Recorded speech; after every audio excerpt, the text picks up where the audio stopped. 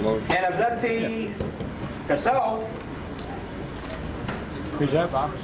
along with her family, a university fellow, an instructor, and author of a top-selling book.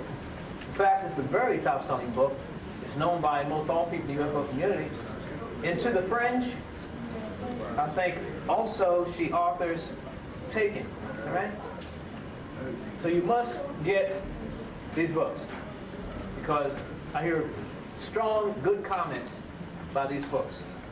Dr. Turner will tell you all, whereas others, researchers, are reluctant or not acknowledgeable to comment. As a top world-recognized researcher, she has much to offer us on this complex and elusive phenomena. You definitely will not want to miss this, and I'm sure that you're going to get a lot out of Dr. Turner. So right now, without further ado, I will bring on Dr. Karla Turner.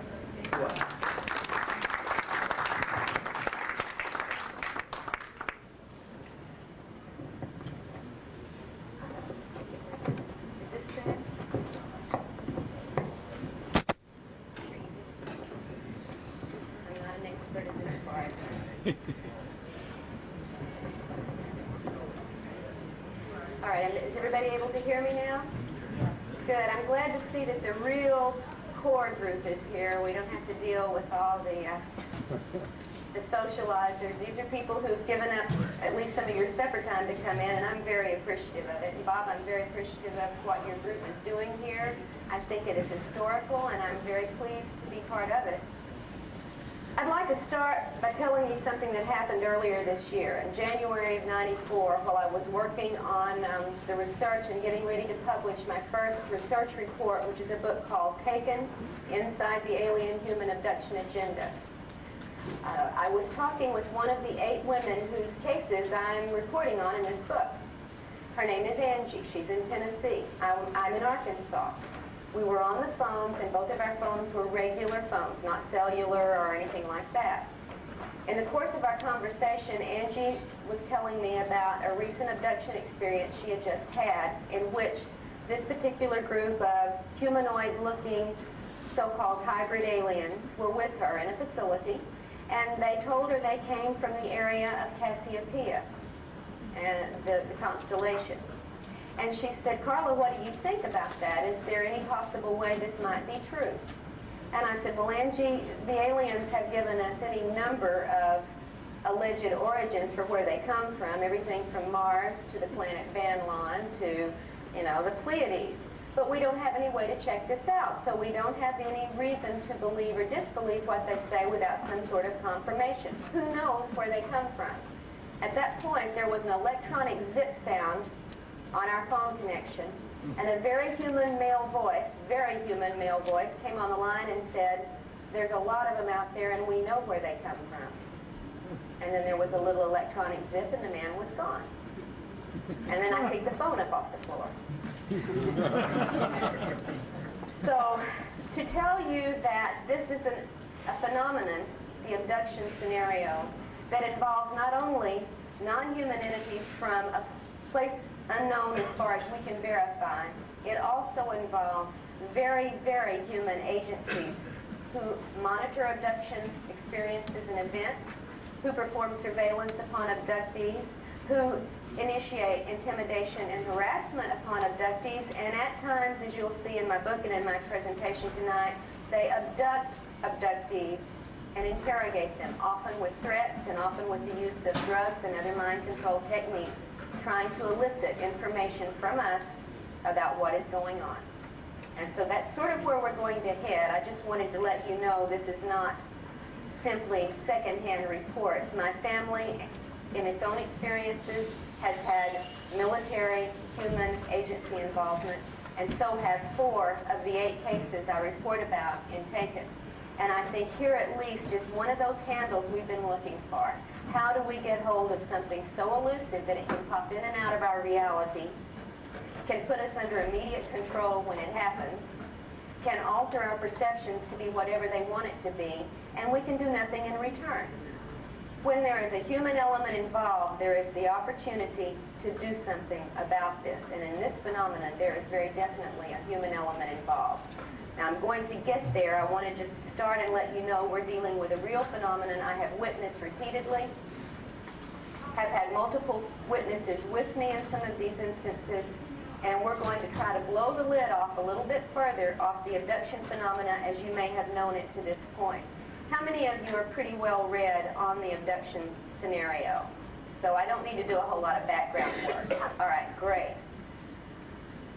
Well, first you might want to know who I am and why I'm up here to begin with, but the reason I'm up here is because aliens decided that they wanted to mess with my family. And they chose a family that was very happy and active and productive. In 1987, in December, my husband had a sighting in the daytime of a large spherical metallic craft hanging over the courthouse in the town where we lived in the North Texas area. He couldn't identify what it was as he was driving the car, so when he came home, he parked the car and walked about half a block up a hill to where we had a view of downtown, which was less than about a mile away. And this object was hanging over the courthouse in the daytime. He watched it, he said, and I wasn't here, I was out delivering Christmas presents because it was right before Christmas. He watched it for maybe 5 or 10 minutes, no more than that. It never moved, it never changed. He couldn't see wind affect it. He couldn't see anything dangling from it like a balloon might have. And he said he finally gave up and turned around to walk home, and lo and behold, it was dark. He didn't understand how it got so dark in the 5 or 10 minutes he was standing there, but he shrugged it off and came home. And when I returned that night, he said, I saw the darndest thing over the courthouse. I wondered what it was. And he told me his description of it. Large, metallic, spheroid, unmoving object. And we said, oh, well, they must be filming a movie in town, because our town is one where movies have been filmed fairly frequently. Let's look in the newspapers and see what movie they're filming so we can go down and watch them work. That's a fun thing to do. So we looked in the paper that weekend, and there was no mention of a movie, nor was there a mention of this large metallic object over the courthouse, and we forgot about it. Not once in our conversations did the term UFO ever come up. We didn't even think of it. It wasn't part of anything we dealt with. We were not prone to this subject. We had not read on this subject. I was a college instructor of English, had been for 10 years. My husband was a computer systems analyst. My son was a graduate student in physics. We were doing a very normal set of activities in our lives, and UFOs were simply not part of that. But when, several months later, stress had taken its toll, unknown caused stress, in both of our lives to the extent that we were driven to seek counseling and physical help for some of these symptoms, hypnosis was used with me to help teach me how to relax the symptoms of stress I was having. And when my husband's counselor finally dismissed him and said, I'm sorry, I can't find the cause of your stress, I offered to show him how to do self-hypnosis so he could relax the symptoms he was having, which included blinding headache, back pain, paralysis and numbness in one leg from the hip all the way down to the foot, partial blindness, nausea, etc. I was having TMJ symptoms that I had never had. My teeth and jaws were clenching so tight I was deforming the muscles in my face and neck. Again, for no known reason. I was at the point where they were considering surgery to correct this. And we didn't know why we were stressed out. The first night that I taught my husband how to do self-hypnosis so he could relax his symptoms was May 2nd, 1988. When he was sufficiently into a trance, and by the way, he went into it fairly easily, and I'd never done hypnosis on anyone. I'd only had it done on me a couple of times, but it was an easy process to get into a trance state. I played therapist, and I said, why don't you ask your subconscious to tell you what the cause of your stress is? And he said, okay, and mentally asked his subconscious to show him the cause of his stress. My husband was lying on the couch at this time, prone, and all of a sudden he let out this yelp and literally levitated off the couch in fright. You've heard of jumping in fright? He jumped from a lying position. He said, I see a face. Oh my God, I see a face. And then he saw a gigantic craft. He said the size of a small city. Just then the telephone rang. Now here's my husband under hypnosis for the first time with someone who's only been in hypnosis a couple of times herself, suddenly talking about this weird, scary face and this gigantic ship, and my phone rings. Now what do? I said, hold on, and I ran to pick up the phone, which was no farther than from here to the wall. I picked up the phone and said hello, and there was no answer. I said hello, and there was no answer, and just as I was about to hang up, I started getting screeched at, jabbered at, electronically garbled at by something that sounded very, very angry. This went on for 10 to 15, maybe 20 seconds. I was in stunned response, and then it suddenly went dead and the line was gone.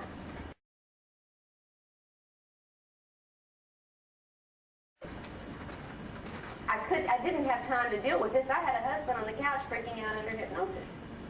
So I simply hung up the phone and went back to see if I could bring him out of this trance because we didn't know what was going on. This was the beginning of an odyssey that led me far, far away from the academic community. A couple of months later brought me, fortunately, into contact with Barbara Barthlick, whom you heard earlier this afternoon, who was gracious enough to take on our situation and help us to investigate what was going on in our lives. And the story of everything that we uncovered in that first year and a half of investigations is presented in a book that was published in 1992 by Berkeley called Into the Fringe. If you're interested in the story of what my husband, my son, his fiancée, his roommate, and several other family members went through during this literal siege or invasion for about 18 months in our lives, very consciously as well as on the subconscious level, with all sorts of corroborating external evidence, then I recommend you might want to look at the book. Now, it's only a $5 paperback. Most people can find it at a used bookstore, and I told them I really appreciated that because most of my friends were not rich enough to afford those hardback books. So it's at least one of the things that is available if you're interested in the personal account and the heroic work that Barbara did with us to bring us through a time when we were so lost, we did not know what to do. We were followed by unmarked cars. We had lived in the same house for 5 years with never a helicopter over our house, and beginning at this time we had almost daily helicopter strafing, sometimes in the middle of the night so loud the windows almost broke from the activity, sometimes as many as 9 in a day, circling and circling our house. We began to have interference on our telephone calls, and never when we were talking about recipes or the family or work, but only when UFOs were the subject of conversations. We began to have tampering with our mail, and my daughter-in-law, future daughter-in-law at that time, who was an ROTC scholarship student and was in the process of getting out of the ROTC because of medical reasons, was at a point where she had to sign up a duty request when she graduated, and she was a physicist, studying physics at the time, and she needed to be near her medical specialist for her problem, which would give her only one choice of an assignment, which was meteorology. When she went to the ROTC sergeant on the campus and signed that she wanted to be attached to a meteorological base, the sergeant absolutely flipped out and said, "You can't do this. You're a physicist. Don't you want to sign up for the R&D work? Don't you want to work on the UFOs and find out what really is going on with them and not what the public thinks?" This from a sergeant in the Air Force to my daughter-in-law, who had never mentioned any of our activity to anyone other than us, except on the phone. So that's just a little of the background of why we're here, because at one point, before we met Barbara, my husband and I stood holding each other in a kitchen, quaking, shaking, fearful, uncertain of what was going on, and said, "We don't know what's going on, but by God, if we ever find out anything about this, we promise to help other people who are in our situations to learn." And we have been doing that ever since. That's why I'm here today, and not in some classroom teaching Beowulf. All right, now then. What are we really dealing with in this alien-human abduction agenda is what I want to talk about tonight. And what I have to tell you is that we're in the midst of an extremely serious situation. Those of us in the UFO community have had a failure to communicate to the public at large just how urgent and serious the situation is, and we're working very hard, some of us, to try to correct that lack of communication. This is not a matter for philosophical discussion anymore, my friends. This is something that is real, intense, in our faces, in our bedrooms, in our children's lives, in our families' lives.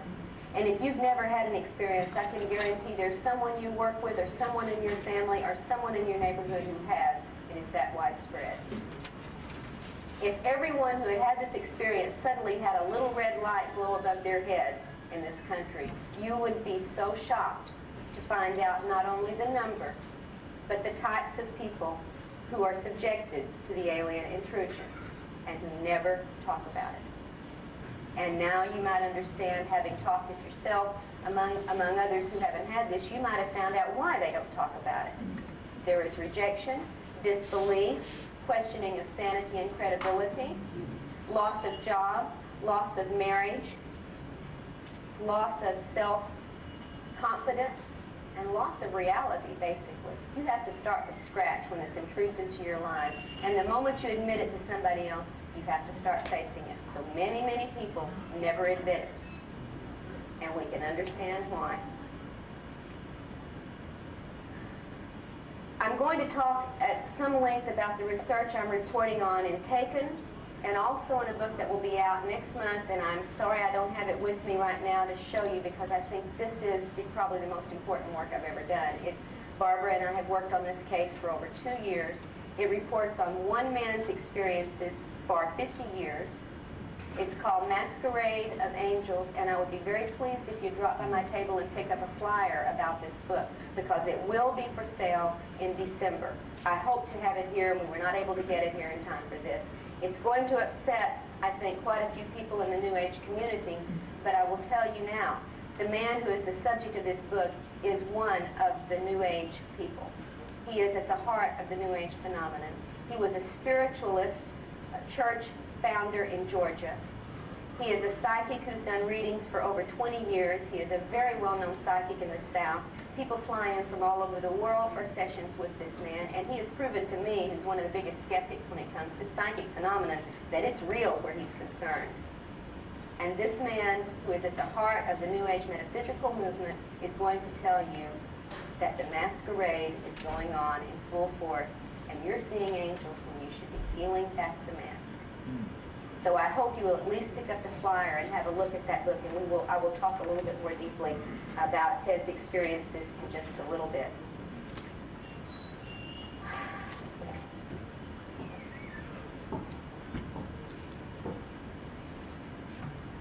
I think we should look first, before we get into the specifics of the research I want to tell you, what has happened to this abduction phenomenon in general. And you've read about it, so you're going to follow me very quickly as we go through how this has been a revelation of experience to the UFO community. Some of you have been studying UFOs since the 50s or the 60s, maybe some since the 40s. And you were looking at lights in the sky, you were looking at craft on radar. We've had scientists out there trained to measure angles of descent, to test for landing traces, trajectories, to corroborate witnesses, what color were the lights, what shape was the craft, where did it go, where did it come from.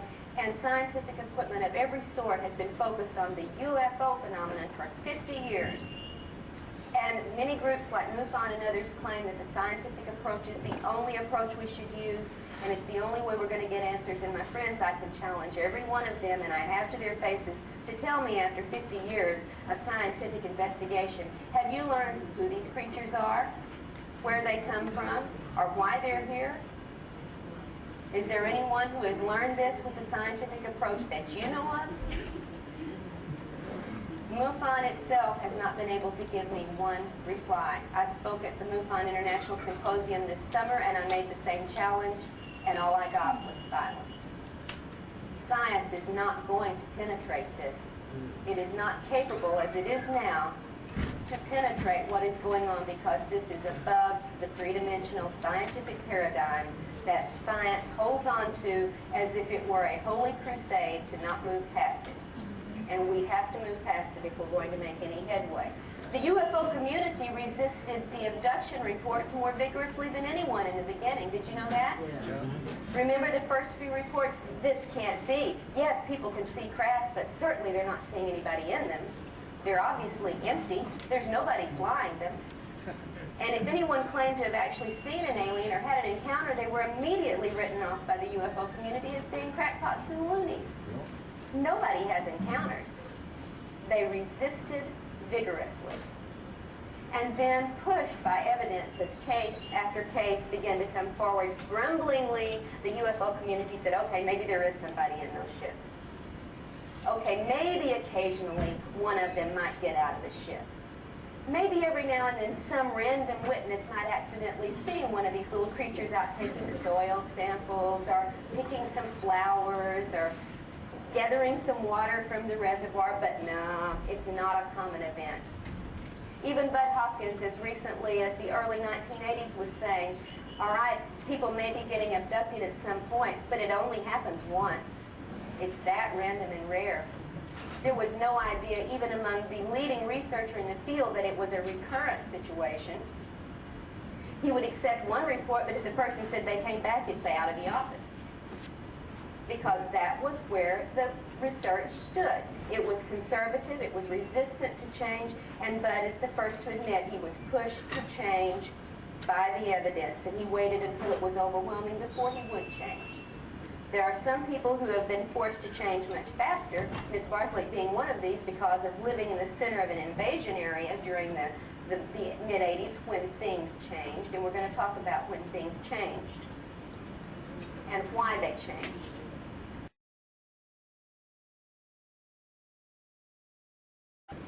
Now, David Jacobs has said recently that as far as his research with Bud and others has shown, the activity really began around 1900.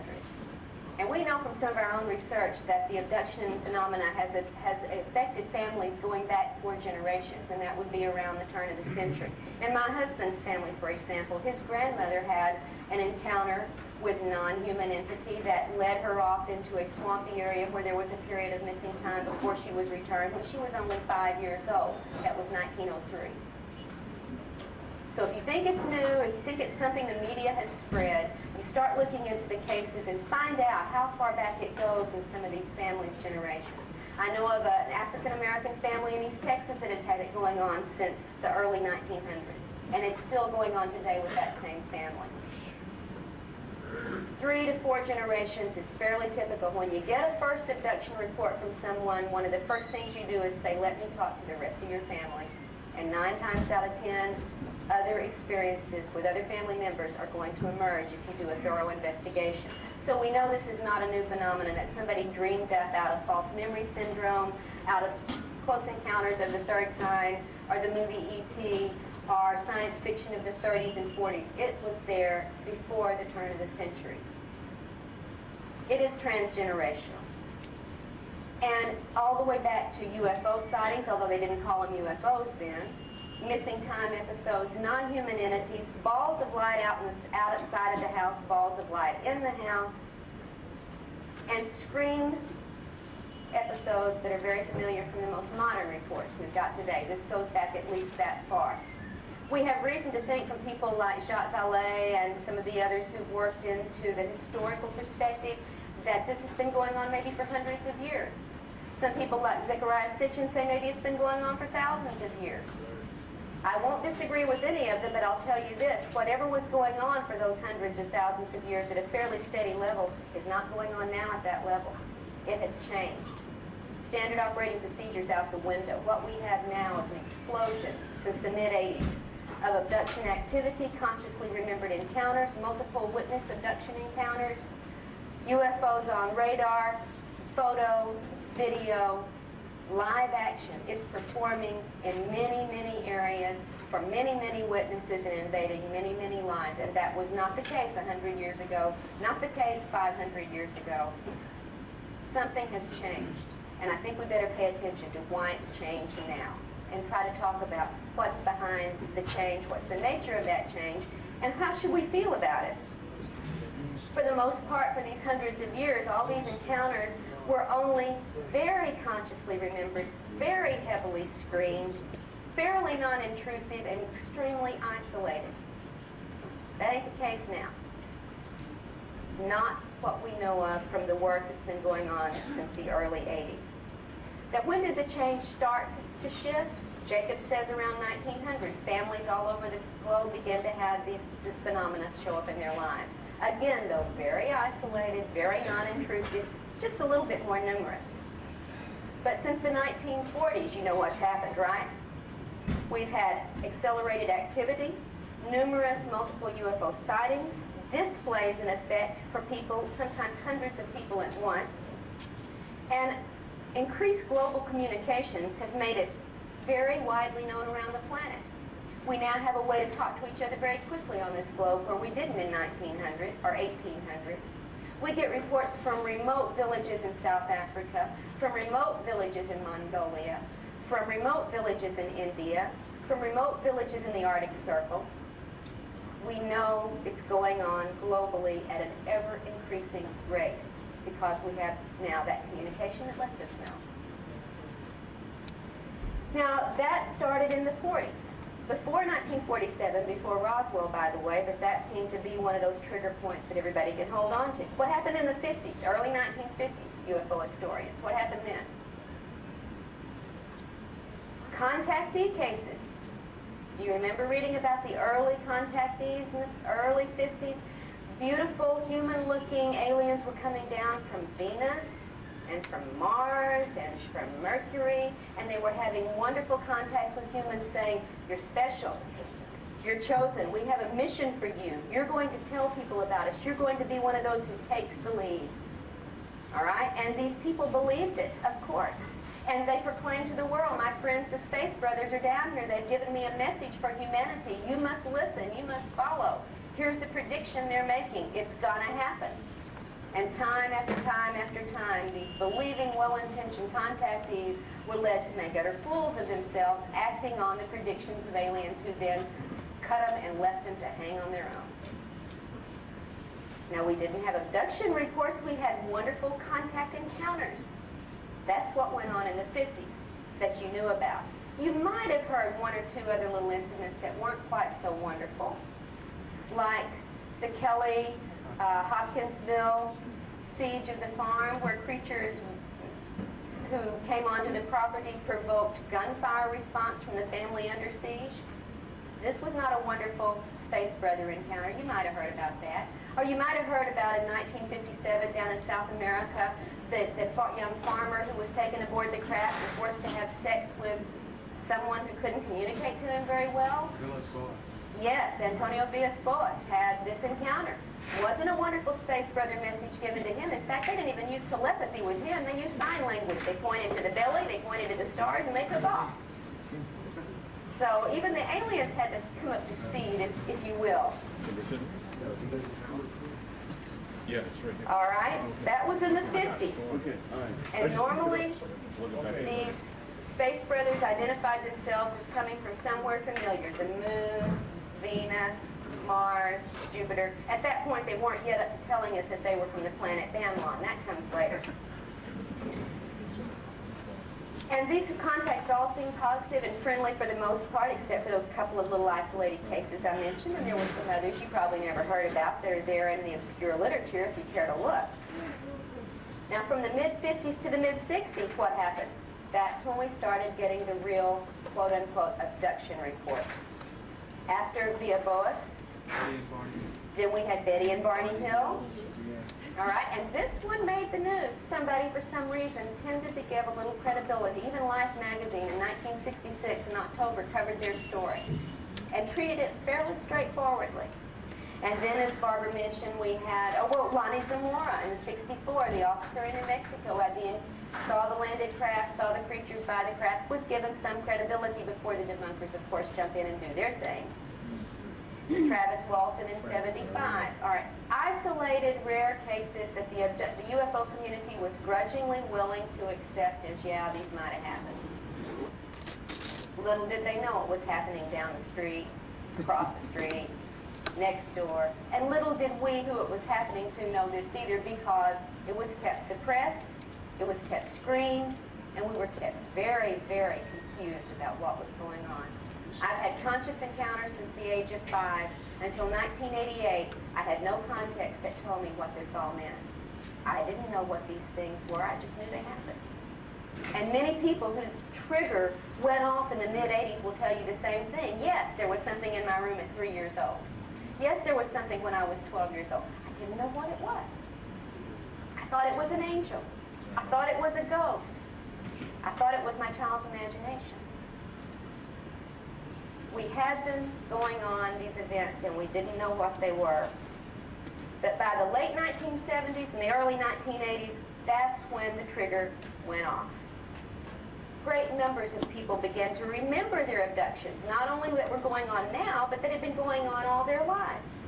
And then the debunkers had a field day saying, who's putting these ideas in these people's heads?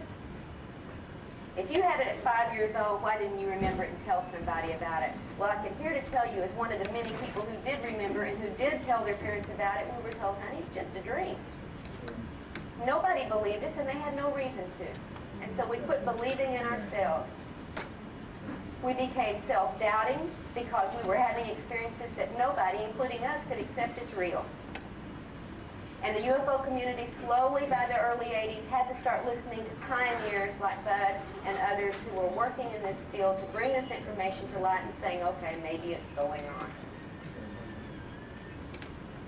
I'll tell you, since most encounters are suppressed or screened in our conscious memories, they could be much more numerous even today than we have any idea.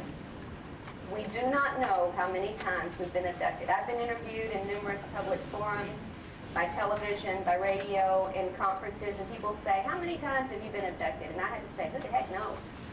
I sure don't. I have signs of abductions many times when I have no memory. We do not know. What we remember is very little, and it is certainly not enough to give an honest answer or upon which to base any theories. But it was at this point that the serious abduction research began. And the reporting of this research in widely read books like Missing Time and Intruders and Communion and so on finally gave the public at large a context, a language in which they could discuss these things. If you don't have a language, you can't talk about it. We finally got a language of terms, of experiences, of validation.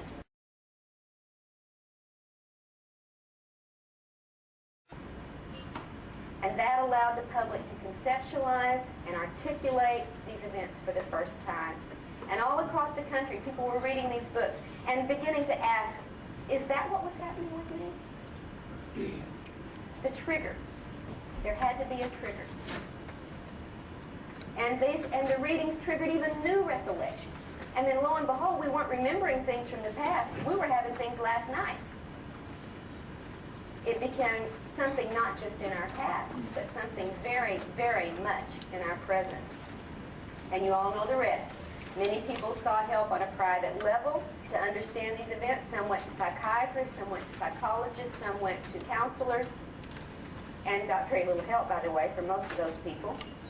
And we became lay investigators because the professionals wouldn't do it. They turned the most important, critical situation on this planet, at least at this century, they refused to take it into their hands, and they said, won't touch it, and left it to us. It's like telling a cancer patient, sorry, too scary, you go cure yourself. Yeah, we're doctors, but we don't want to mess with the hard stuff. And that's the situation still pretty much as it stands today. It's left to each of us to help ourselves and to help each other, and we're not getting professional, organized, official support, recognition, or research. Now, from that lay approach, which is all we had, by the late 1980s, there was a certain picture of the abduction phenomenon that had pretty much coalesced, all right, from what we understood, from what we found at that point. Notably, I think Bud Hopkins probably articulated that for the most well-known person in the field. And here's what he said. Here's what the research said, legitimately from his angle, with what he had to work with. The abduction agenda held that extraterrestrial entities, that is, beings from some other planet, were visiting Earth on a mission. All right? This mission involved efforts to regenerate their species. And to do so, they needed reproductive material from humans. That was the picture that pretty much emerged from the research by the late 1980s. Now, this scenario explains several things. It had a lot going for it. For one thing, it explains why these beings were taking sperm and ova and fetal implants from people, right? All right. It also maybe explained why there was an interest in the genetics that ran many generations of one family. Could explain that. And it could maybe explain why these little gray aliens coming into everybody's bedrooms and cars and places to take them look so feeble and sexless and emotionless and degenerate. Degenerate in the physical term. Why, sure. They're on the downside of their evolution. They're de-evolving. They need new blood. They need new DNA. That's why they're here. Problem solved. Right? Well, there were some problems with this little scenario. And anyone who used some of their God-given logic to think about it could see what some of these problems were and are. For one thing, how could an alien race procreate with human reproductive material? You take your cat and your chicken and you try to get them to procreate together. Hey, take your cat and your dog and try to get them to procreate together. How could an alien race use our DNA? Problem here. How could that be genetically compatible? And by the way, while we're talking about all these questions, what do all those non-reproductive events people keep reporting have to do with crossbreeding? So there were still some questions this scenario did not answer. All right, so it was forced by the sheer weight of the reports coming in from hundreds and hundreds and hundreds of people around this planet. It was forced to expand. They said, okay, maybe we didn't understand it altogether, right? Maybe we just had part of it and now we're going to get the rest of it. And what they were forced to face was that this agenda is far more complex than merely a degenerating alien race trying to upgrade their species, because it didn't explain what was going on in bedrooms, in cars, in homes around this planet night after night. Hopkins and Jacobs and others who had held to this crossbreeding scenario as a firmly fixed, limited agenda had to start expanding what they were saying. And soon they were postulating that the aliens were also studying human emotions. And they were also studying maybe, well, it appears they're studying human sexuality. And by golly, it looks like they're studying human pleasure and pain responses as well, from what the abductees are telling us is going on. And what do these things have to do with crossbreeding? Why do you subject a person to excruciating pain to measure a response in order to crossbreed? Why do you do sexual molestations to a 5-year-old to crossbreed? Why are these things happening, and what do they have to do with this agenda we felt real confident that we had understood? People were being subjected to terrifying situations, excruciatingly painful procedures, traumatic sexual encounters over which they had no control and for which no acceptable explanation has yet to be given. And to complicate matters, now you don't have it bad enough already, to complicate matters, we've got this increasing number of abductees who aren't abductees anymore, they're contactees. In fact, they're claiming their alien visitors are superior, benevolent, spiritual, sent by God himself or herself, helpful, and here on a mission that has nothing to do with saving their species. Buzz got it wrong. It's not their species here to save. They're here to save our species. Ah, now we understand what they're doing, right? That's why they have to do all these things. They're here to save us. And based on this activity, a whole new age agenda sprang up pretty quickly. For those of you who followed this phenomenon for several years, you know how fast that came up? Real fast. It offered a completely different view of alien encounters. And to this very day, the metaphysically optimistic theory is at war with the original view of this phenomenon. There is a war among the researchers. And it's bolstered by a lot of other information. For instance, a flood of channeled information coming in claiming that this is the case.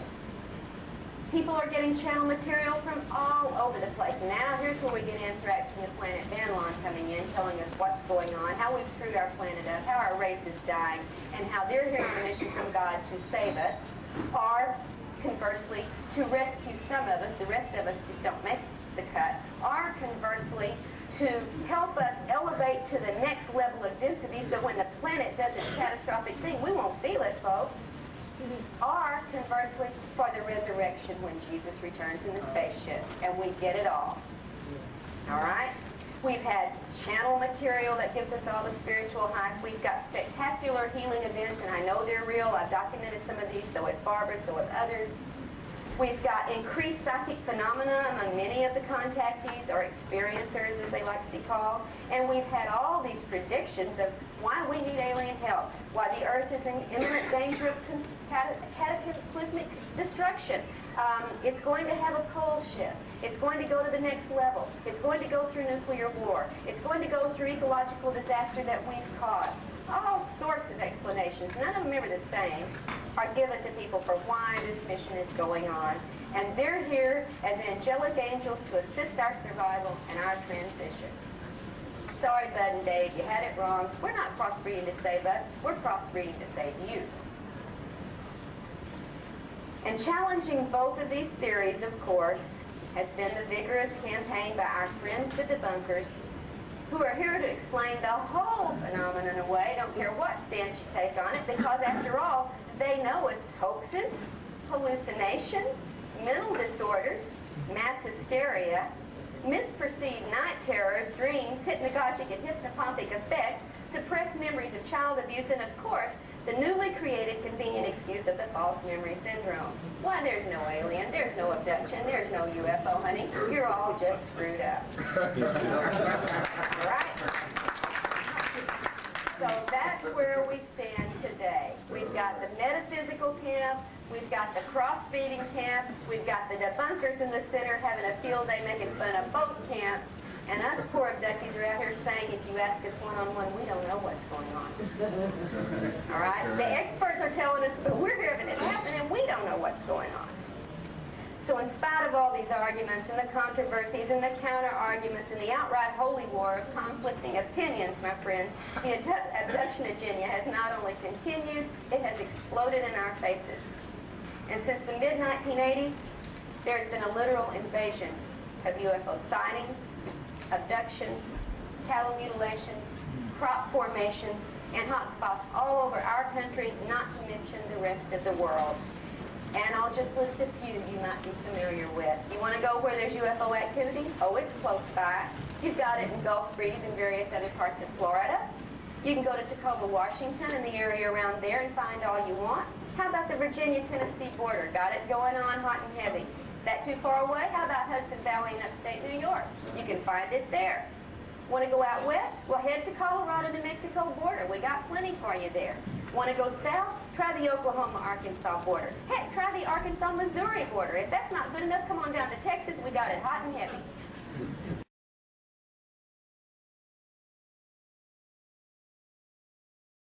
And if you don't know that this is going on, right now, week after week, on local levels being reported, then you're not getting the information that's available. And by the way, if you'll come by my table, I'll give you an address of something that will give you this information on a monthly basis, delivered to your door from local reports not only around this country, but around the world, and it's called the UFO News Clipping Service, and it's the one thing I recommend you subscribe to.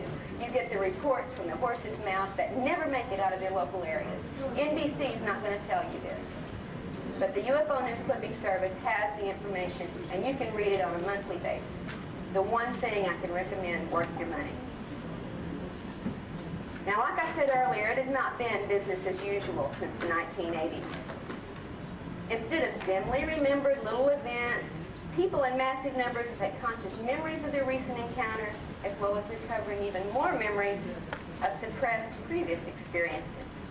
And this has had the effect, folks, of literally waking up. And I say that loud because some of you are sleeping out there. I see you right now. I'm an old college teacher. I can spot people who are sleeping with their eyes open. Okay? We have been waking up, folks. And we've been waking up to the fact of our involvement with non-human entities, and that awakening has had and continues to have a profound effect on not just us, but the entire society we're living in, and I'm talking globally. And furthermore, these encounters are found to be far more complicated, far more complex, far more confusing than crossbreeding or a spiritual vibrational change can ever hope to explain. Some of these encounters are reported to be positive experiences.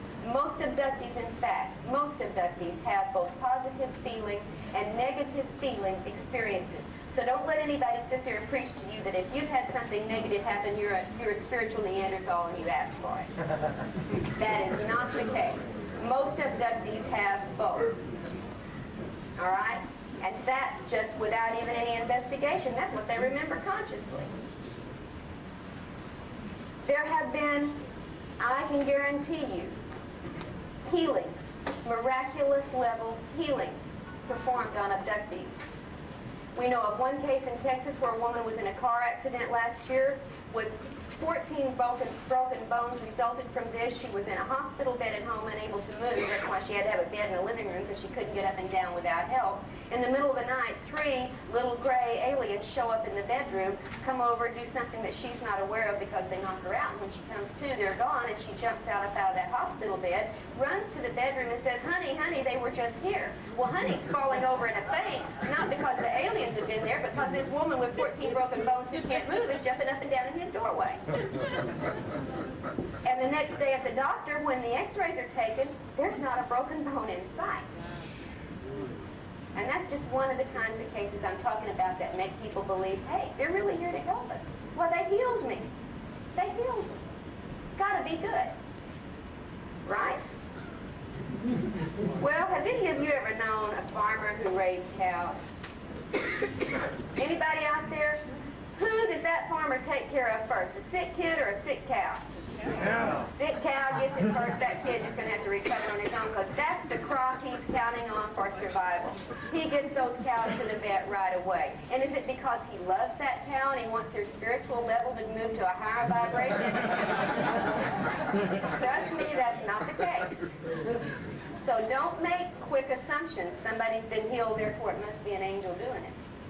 It could have been a really concerned farmer.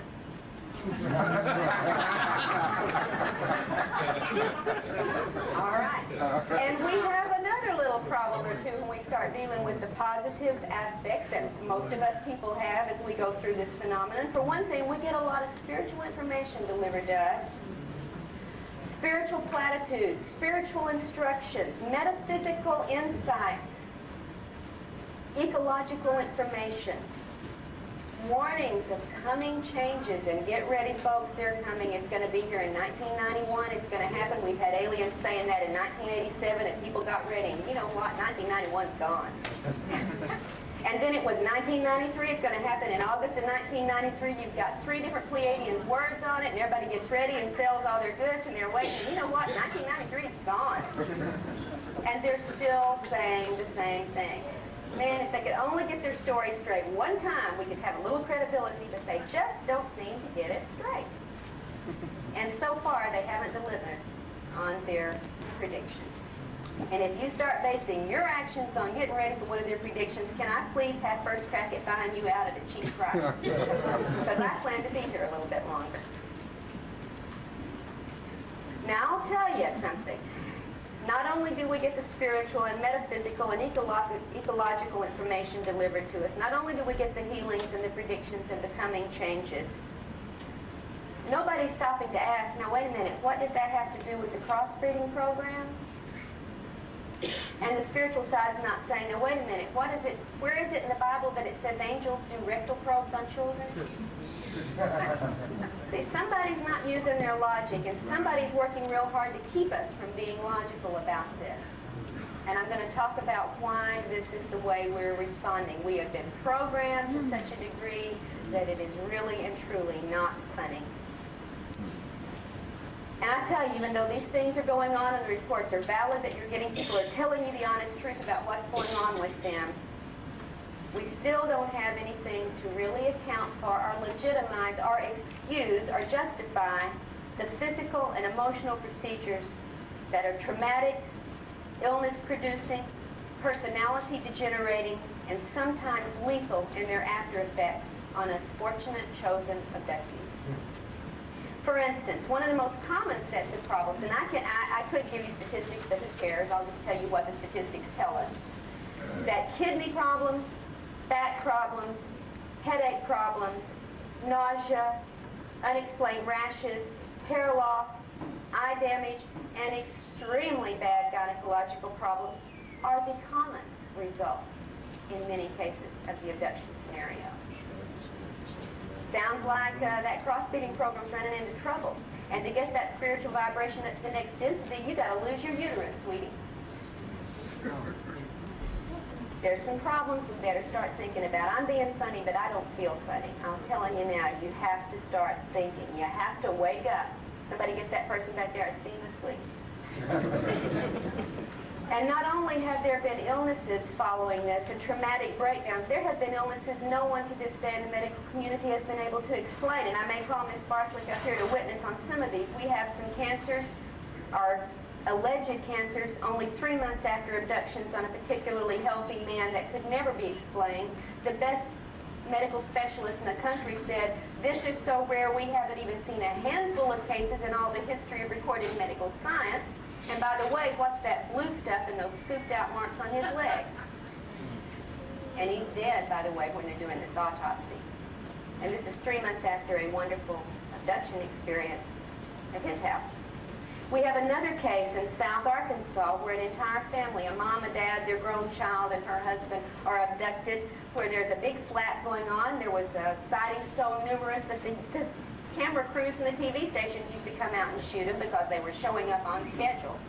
Had an abduction for the entire family, and afterwards, in this area where many abductions were going on, one of the women who had been abducted began to have her breasts rot off. Rot off. From no known explanation. No doctor could stop nor could identify, and I believe there were 20 surgeries at last count to try to repair the damage.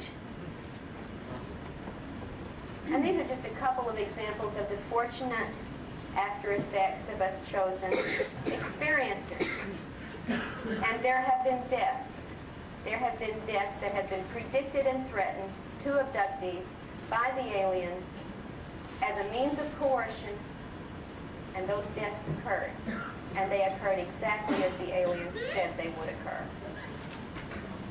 And this can be verified in private for anyone who does not think this is true. The people who are involved in this will not let themselves be identified because they still have other people living who are under threat. Those are the cases nobody wants to hear about, and certainly nobody wants to talk about. And before you start believing everything your abductees are telling you, you might want to talk to the survivors of some of these cases. And other detrimental effects, that, such as Barbara talked about earlier today, include severe depression, very strong symptoms of post-traumatic stress, just like any rape or war victim experiences, attempted suicides, and successful ones as well among abductees, in fact among some fairly well-known ones in the last couple of years. In fact, one in Louisiana this spring that was filmed by the TV crew in the town because the man was jumping off a bridge, claiming an extraordinary set of family circumstances. His wife was going to leave him. The aliens had been abducting these people for several years, and they weren't that upset about it until he's on the bridge to kill himself, and he does, on camera. And the thing is, there were no problems in his marriage. His wife had one baby and another on the way, and they were happy. And here he is claiming, my wife's going to leave me, my marriage is over, I'm jumping off the bridge, and he's gone. And that's just one of the suicides just this last year among abductees. Sexual dysfunction is highly common among abductees. Degenerative and self-destructive behavior, such as Barbara talked about with the drug abuse, the alcoholism, the promiscuity, the tendency toward violent and self-violent action.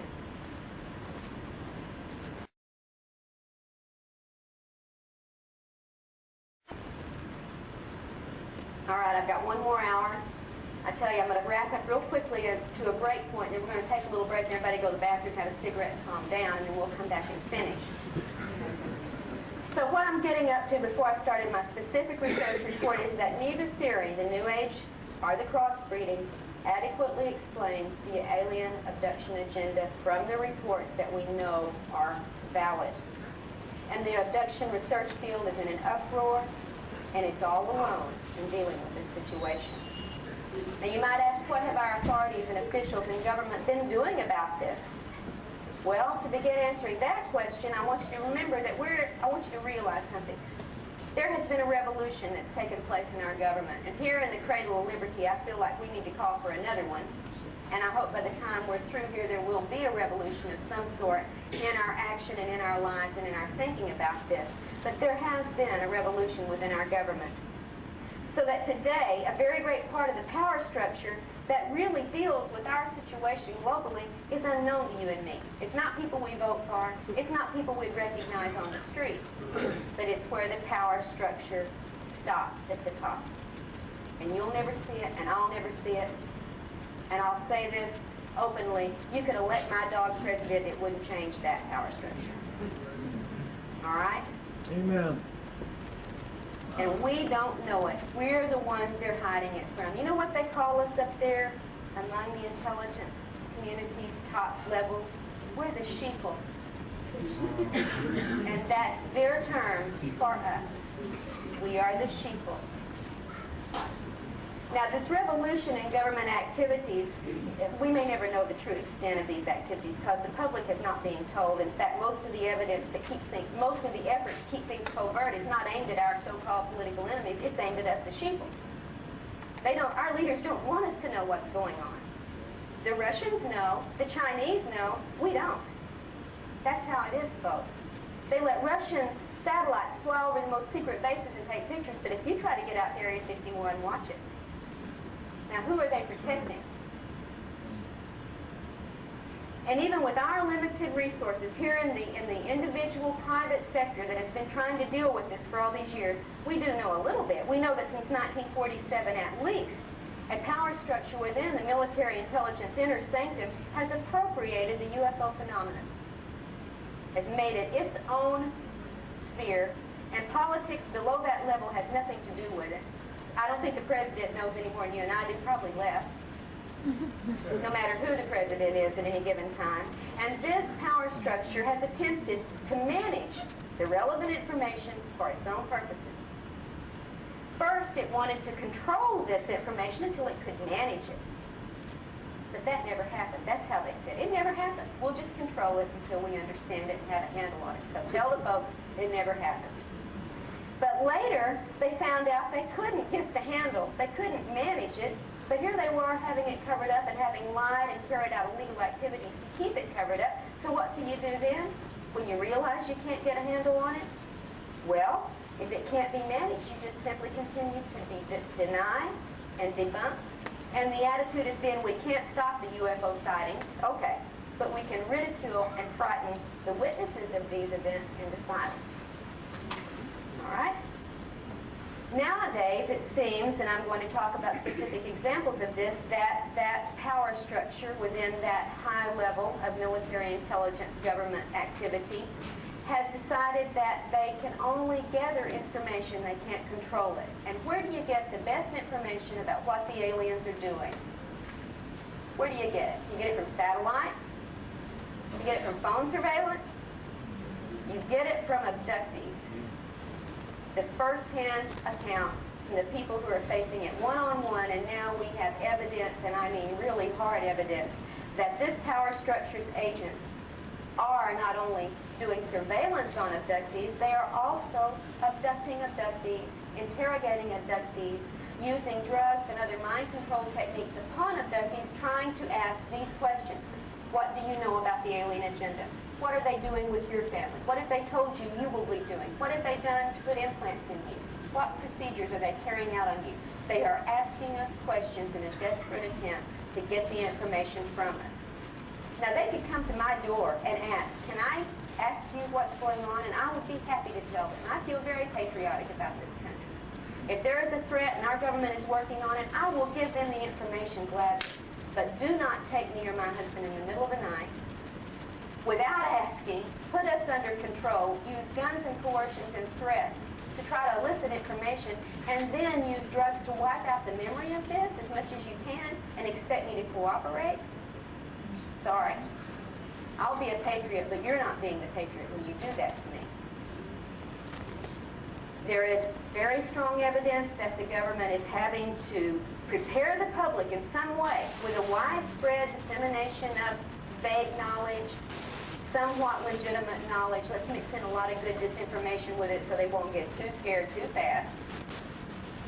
Let's mix the good, the bad, the ugly, and the humorous in the media when we treat this subject so everybody can choose what they want to deal with and won't have to be forced to deal with more than they can handle. And maybe we ought to install some contingency plan for future confrontational scenarios. That's where it stands with our power structure right now. And folks, I'm dry. I need a smoke. I'll be back in 15 minutes and we'll talk about the specifics of this.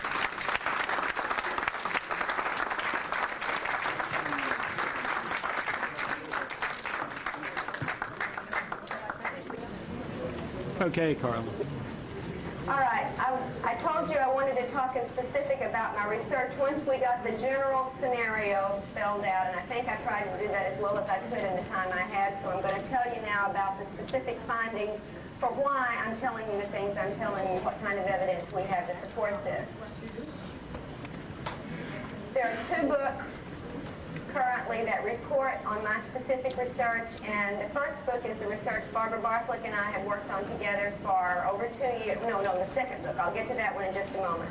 The first book is out now. It's called Taken, Inside the Alien Human Abduction Agenda, and I call it Taken because, honey, we're being taken for a ride in a lot of ways. And this book reports in depth on 8 different cases of abductees around the country. For a specific reason, I chose in this book to look at only women's cases because I wanted to make some very close correlations in these reports, and therefore I wanted a very uniform group of abductees for this particular project. But I don't have any feminist agenda. The next book, which will be out next month, is called Masquerade of Angels, and it deals with one man's entire account of abduction, lifelong abduction experiences. So just because this one happens to be all on women doesn't mean I only deal with women's cases. But it gave me a homogeneous group for comparison purposes.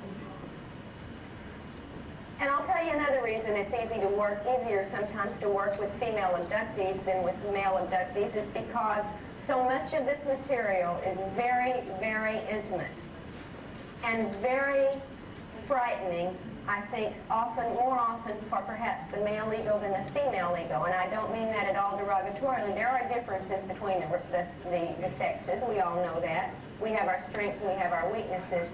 And it has been, in this particular case, easier to get the intimate kind of responses for this kind of study from women. And I hope that this will help open up some of the male abductees to be a little more forthcoming on certain areas that they have tended in some cases to hold back reporting. For instance, in the sexual scenarios, in the loss of control that they suffer during these encounters, and so on. Now, if you've read this book, or if you pick it up and read it later, and you see the extraordinarily complex details reported in these events, you may think these are unusual cases, and I want to assure you up front, they are not. They are very representative cases. The reason you may find these unusual is because most of the reports you've read and you've been presented on the abduction phenomena have been very censored, and they've been very partial, and in many instances they've been carried out by investigators and hypnotists who did not know to look beneath the surface. And what you got was a lot of surface reporting. And I want to tell you now that that is not where you're going to find the answers.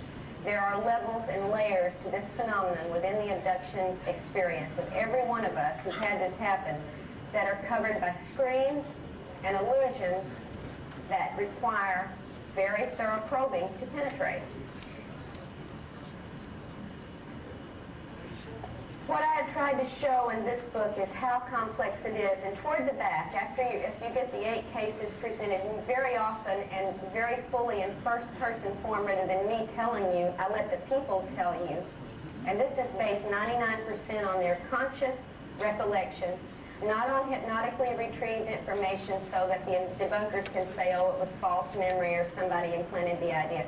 This is from their conscious lives, what they live with every day, without hypnosis. And really, that's more representative of what most abductees go through, because most of us don't have anybody to do hypnotic work with us. It's the exception rather than the rule that you find a competent hypnotist that knows how to probe these stringed memories. So it does take you inside what it's like to live with this.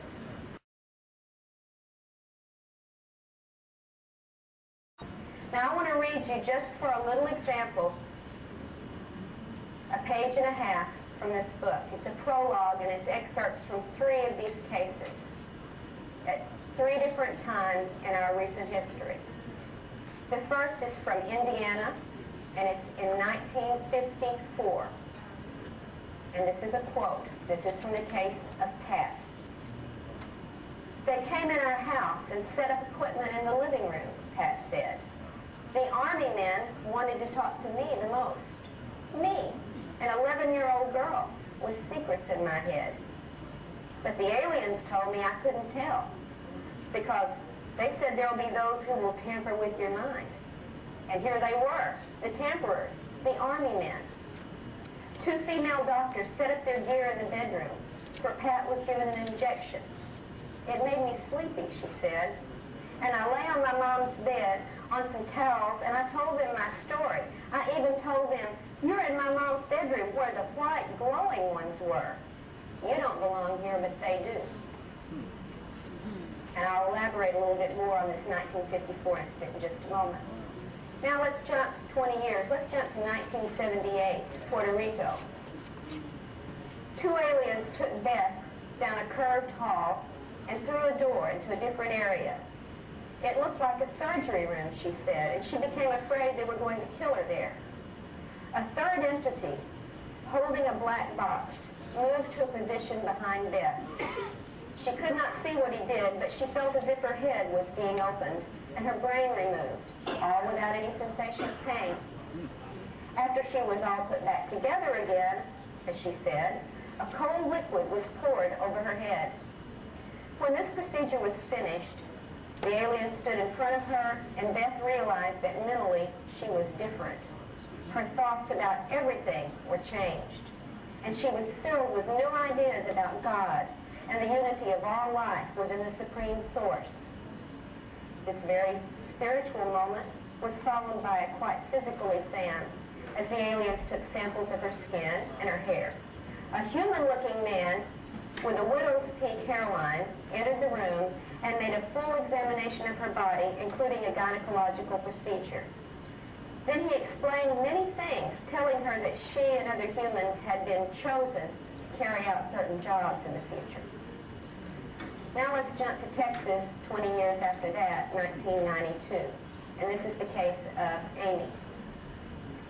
Quote, "The masked alien explained that her race had been doing things to humans that they should not be doing," Amy said. She, this alien, and several groups of her race and others wanted to stop the abuse of humans by her race. They were working with certain people on Earth to stop the process. The other humans in the room were ex-pilots, military officials, and other professionals. They were all working together to stop the alien intrusion. She showed me the thing she had pulled out of my neck and said, "This implant is embedded deep in the spinal cord. The thing controlled the muscles of the body when activated. It blocked the brain and became the central command of the body. I don't want to remember how or why this thing functions." Now you get 3 very different, very individualized scenarios from these 3 reports. But when you look at the totality of what Pat and Beth and Amy and the other 5 women in this book experienced, as I spell out in a several long-page chart of comparison of detailed reports, you will see that as an individual, as each of these accounts has been, overall the pattern is extremely consistent. And I'm going to talk about the real nature of this pattern, not what you've been hearing, not what you've read, but what really is going on in this report. In this book, these 8 women come from Texas, Tennessee, Alabama, Florida, New York, and Puerto Rico. They ranged in age at the time this research began from age 26 to age 50. None of them knew the other when this began. 3 of the women are married, 4 are divorced, 1 is widowed, and 6 of the 8 have children. All right. Although there's this highly individual approach to each of these events, when you look at the entirety of the experiences, here are some of the shared details that we find in common, and all of these, I think, are going to raise some pretty important questions in your mind. First, If you adjust the microphone, your voice is very muffled. is it? Yeah, I'm the sorry. fidelity is not good. How about this? Is that better? You need a little bass in that mix, and I guess it's the sound guy. You need a little bass, girl. Can Not you too much help the treble. sound guy? Your battery is My battery's dead. Thank you very much. I was just talking about that. Yeah. That's good. Yeah.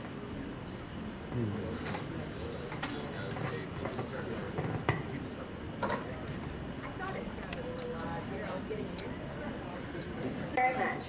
All right, let's start with first the nature of the contacts themselves. What do we have reported? UFO sightings, missing time during childhood, missing time during the adult phase, consciously recall scenarios both individually and with other people, virtual reality scenarios, and we're going to talk about that in some specifics a little bit later when we get to the second book, Masquerade of Angels especially, and telepathic communications. All of these constitute the kinds of contacts and experiences that abductees report.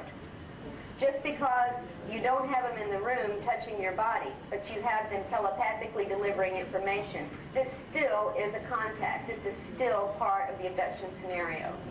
And they vary from right in your face to remote communication to unreal, real-seeming events perpetrated mentally upon the abductees. What kind of creatures are we hearing in these reports? What are their descriptions? We get the grays. You know about the little short grays that act like they're robotic or android or insectoid in their actions that don't seem to have individuality. The little workers, and we're going to talk about those to some degree. You get insectoid-looking creatures. Tall, thin, normally very white, very skinny arms, 2 to 3 digits, triangular shaped head with insectoid eyes. I've seen them, my son's seen them, many of you have probably seen them. I've talked to a few people here who've seen them. Reptoids, very robust creatures, normally tall, very scaly, smooth in one direction, sticky in the other when you rub over the skin pattern, clawed, webbed, and these guys have teeth, unlike the little grays. Then you get the white, humanoid-looking, not human-looking, but humanoid-looking, tall, thin, white, sometimes with very deeply wrinkled faces, with round eyes rather than the slanted eyes. And these, too, have mouths that open. When my husband was 11 months old and was abducted, he was allowed to put his finger in the mouth of one of these creatures. And he said it didn't have teeth. It had spongy, soft tissue, sort of like in a whale's mouth. You get blue humanoid-looking figures, very often reported. Not green necessarily, although those do come up, but more often blue than green. There are numerous reports of things that the abductees describe as dwarves or elves or trolls, very small, sometimes hairy, sometimes big-eared creatures. And then there's several varieties of completely human-looking individuals that show up in some of these accounts.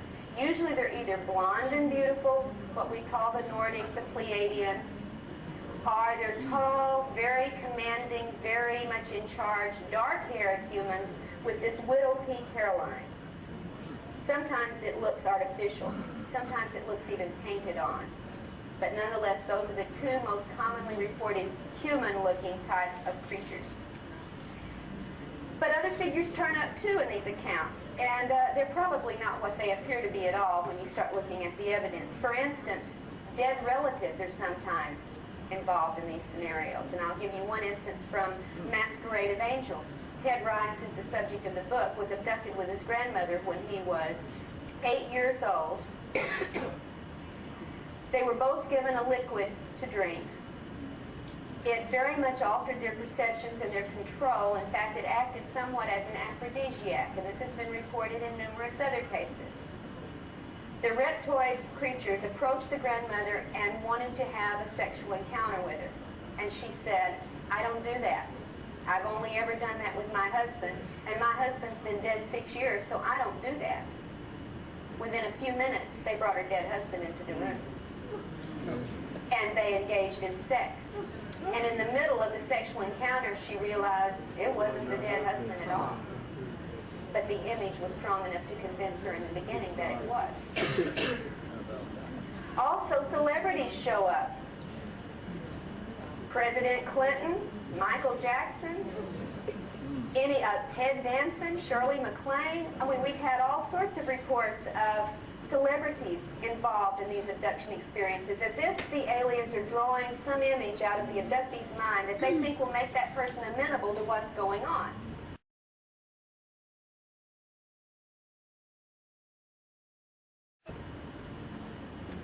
And even religious figures show up, most commonly Jesus. Now, we're dealing in this country. Maybe if we were in India, Buddha would show up more, or Krishna would show up more, but right here we get Jesus.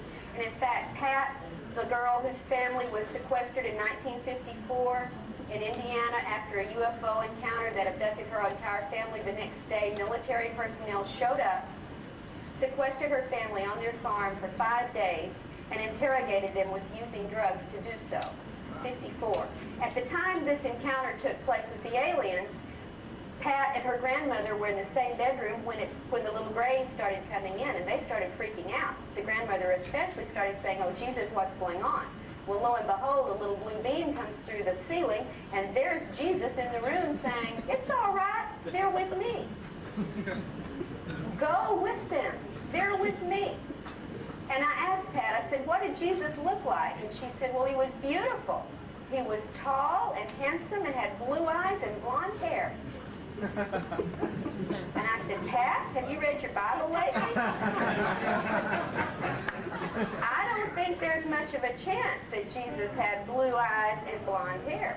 And like so many other abductees in the same situation, she said, "Well, this one did. It worked. Grandma went with him. After all, Jesus said they're with him. Go to it." Now, these improbable figures that we know are not the dead grandmother, are Michael Jackson, are Jesus himself in these situations, are very often part of what we call the virtual reality technology, where images can be created and perpetrated that feel absolutely as real as you and I feel right here today. And they are very persuasive when you are already under a control. And the one rule of thumb in the abduction encounter, no matter what you think, no matter what you remember, and no matter what you felt, you were under control when it happened. And they controlled how you saw it and how you felt about it and what you remember of it. And when you're in that form of controlled state, they can make you think Jesus himself is there, or your dead grandmother's there, or President Clinton wants to have sex with you. All right? Now then, what are they doing? What kinds of exams and procedures are we getting representative reports about? Besides the things you already know pretty well from the literature, like the taking of skin, the taking of hair, the taking of fingernails and body fluid samples and sperm and ova and fetuses, and this is what you've been told about for the most part goes on.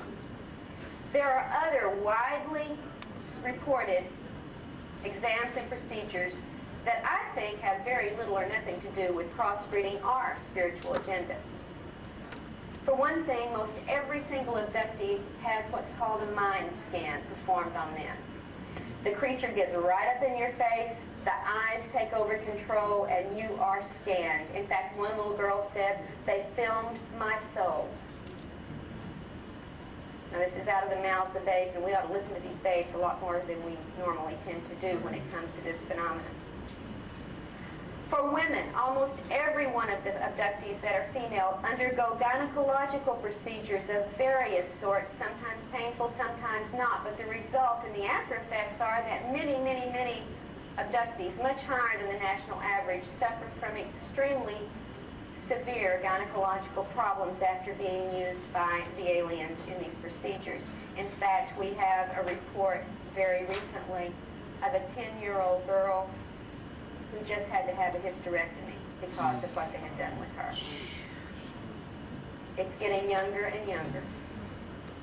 There are also many implantations performed on abductees. You've heard about the little BB probes that are put up the nose and go penetrate into here like my husband had when he and his best friend were abducted when they were 12. As often, or maybe even more often, they use behind the eye. As you heard with Barbara's presentation today, they take the eye out, they do the implant behind it, put the eye back in. They also put them in through the ear. Most recently, they've begun putting them behind the ear into the base of the brain. And very often they go into the spine at some point, ranging from the base of the neck all the way down to the bottom of the spine. All right, what does this have to do with crossbreeding or spiritual elevation, you might wonder, as I do. Many abductees report the brain surgery, like Beth, when they opened her head and took out her brain. This report is as common as the sperm and ova taking, although you don't hear about it as often. And people who have this happen use almost the same phrase. They opened my head and took out my brain. Word for word. I can repeat it on tape after tape, the same scenario. Certain kinds of instruments are repeatedly reported as part of these procedures. You know about the little light bar or light wand that's used to scan over the body. This is very, very common. You know about the little small box, usually a little black box, that's reported in many of these scenarios. We don't know up until this point, perhaps we know now, but we did not know what this little black box was all about. In Masquerade of Angels, I think you'll find some information that may shed light on what that little black box is all about. And I don't think you're going to be real happy with it, but I'm going to tell it to you anyway if you read the book. A long needle device, sometimes into the brain, sometimes into the abdomen, sometimes into other areas, even into between the toes, is reported repeatedly. And then, of course, there's the infamous alien dentist chair. How many of you have been in that? You're in the chair, the equipment pulls down from overhead, and you get the little laser type or razor type or probe type device that is used in any number of areas on the body. These are very similar from report to report to report. Abductees are very frequently given an unknown liquid to drink. No explanation for what this is about. Sometimes they're given a substance to swallow or to eat with no explanation of what it is. And the results of these liquids and these pills or substances are varying. Sometimes it's dizziness, loss of consciousness, extreme nausea, and sexual stimulation. All of these are frequently reported from these substances we are made to ingest. What are the aliens communicating in these scenarios? Well, very often they don't communicate a darn thing. You're out, you don't get to ask questions, they don't answer any questions, they do the procedure and you're back home and that's it. But they do sometimes communicate certain things. Sometimes it's merely directions. Don't be afraid. Yeah, sure, don't be afraid. Lie still. Don't touch certain things. They have told them not to touch aliens, not to touch things on the ship, not to touch the ship itself. Don't touch. These are some of the kinds of directions abductees are given in communications. Many abductees are given certain other kind of communications. You are special. You are chosen. You're the golden child. You have a mission. And they are told this sort of information, that they are selected for some great honor or mission or task. Sometimes the aliens communicate a lot of information about the origin of the human species, and you know what it mostly says? We made you. We altered what you were. We changed you. We own you. You're our product. Sometimes they make a lot of statements about the separation of the soul and the body. And they seem to be doing this more and more lately, stressing, don't be so attached to that physical body. It's just a container. It's just a vessel. Why, it's not important. Now, why do you think they would want to downgrade the physical form that God chose to put us in and tell us it's not important? It was important enough for God to make it. It was important enough that this is how we are born. Why do you think they might be stressing, hey, don't be so attached to that body. It's not really important. You might want to think about why that would be something they want us to believe. Very often they deliver warnings about the current terrible condition of the planet, or about some impending destruction that we're going to bring on ourselves, or that nature is going to bring on the planet, and so on. We get a lot of warnings. And then occasionally there's some weird things like certain musical sounds are heard. Or aliens are heard chattering in their own language, which is incomprehensible to the person. They talk about it as a bird-type sound, or a bumbling, buzzing, humming sort of noise that they try to describe, and there's really not a way to do that in human terms. But we sometimes get reports of aliens communicating to each other in a verbal form. All right, now in addition to these exams and procedures that are reported, there's also other kind of activities that abductees report. You probably, some of you here had some of these. Very often, they have teaching or testing sessions with abductees, from childhood through adulthood. Sometimes, and I have this many, many times reported very specifically, and sometimes in more than one generation in the family, they taught me how to walk through walls. They taught me how to pass through solid objects. They taught me how to use my mind to move objects. They taught me how to affect electrical impulses with my brain. They taught me telekinesis. They taught me levitation.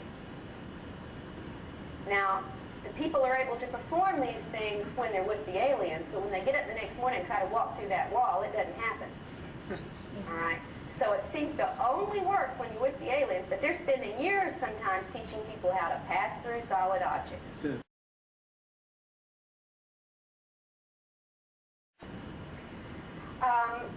We do know about the crossbreeding activities. Yes, they take sperm, they take ova, they take fetuses. This is a given. It really does happen. But maybe it's not about crossbreeding. Maybe it's about something else. We won't want to talk about that in just a second.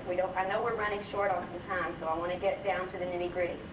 Often there's an immersion into a pool of liquid that the abductee is forced to inhale, thinking they're going to drown, but they find they can breathe this liquid. Very often they present scenarios or visions of past events in the person's lives or future events on the global scale. They'll show futuristic war scenes, or the planet blowing up, or the moon exploding, or terrible floods, or earthquakes, or chaos as a future event. And this is used as part of the programming. And they often tell us, you're going to have a job to do when this happens. And finally, there is the great variety of sexual activity that is perpetrated upon abductees. And I'm talking almost every variety of the sex act that you can imagine, with aliens, with things we don't even know what they are, and with abductees among abductees. They may take an abductee from one place and an abductee from another and force them into sexual activity together. They don't know each other. They don't know if that person has AIDS. They don't know what the condition is, but they are forced into sexual activity, and this is repeatedly done. In fact, in one case in here that's so heartbreaking, Lisa, the woman in Alabama, last year was abducted, and there was another man, another abductee, that she was forced to engage in a sexual act with, and the man apologized to her very, very deeply. He said, "I'm sorry, they make me do this. They've been taking me since I was a child. I can't help it. I'm sorry." And again, this is reported in many different instances. And I'm not just talking about genital intercourse. I'm talking about a variety of sexual acts. And I'm talking about on people as old as in their 70s and on children as young as 3 years old. In fact, one abductee adult mother of 2 children who was fairly happy with her sexual activity to a certain point, well, she said it was some of the best sex she ever had, was not at all disturbed that she was repeatedly being forced into these sexual encounters until one morning she gets up and her 5-year-old daughter is sexually manipulating the 3-year-old daughter, and aghast she says, "What are you doing?" She says, "Mommy, we're just doing what the little doctors do to us when they come in the bedroom at night." Are they crossbreeding? Are they taking ova from 3-year-old children? I have a problem with this. Now, where do these activities take place? Very often they're right there in your home, in the bedroom, in the living room, in the kitchen. Sometimes in the car when you're traveling. Sometimes people are taken aboard what seems to be a UFO craft. Very often they're taken, however, to some facility that is neither in the home nor on the craft.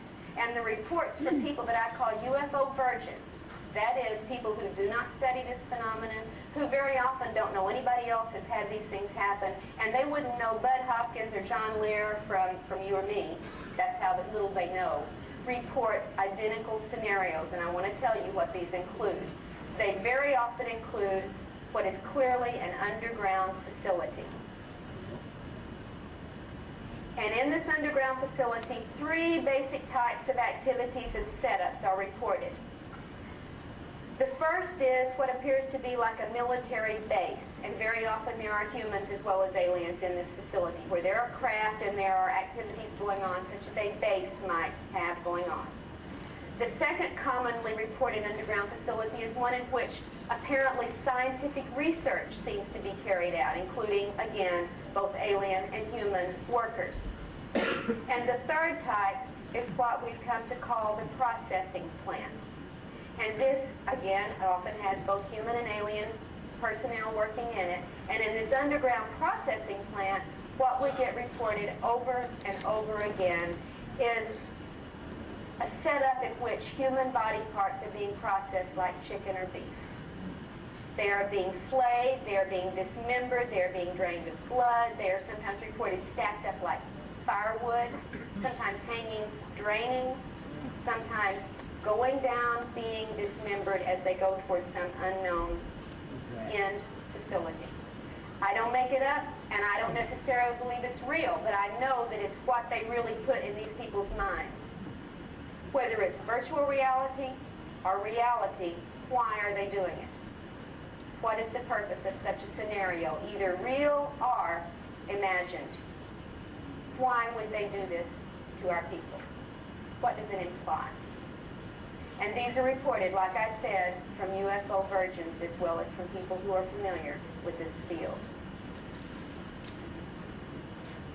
Hybrid nursery rooms are very, very often reported, often containers that have liquid and fetuses at various levels of growth that often look partially human, partially alien. Sometimes they're in boxes rather than in containers with liquid.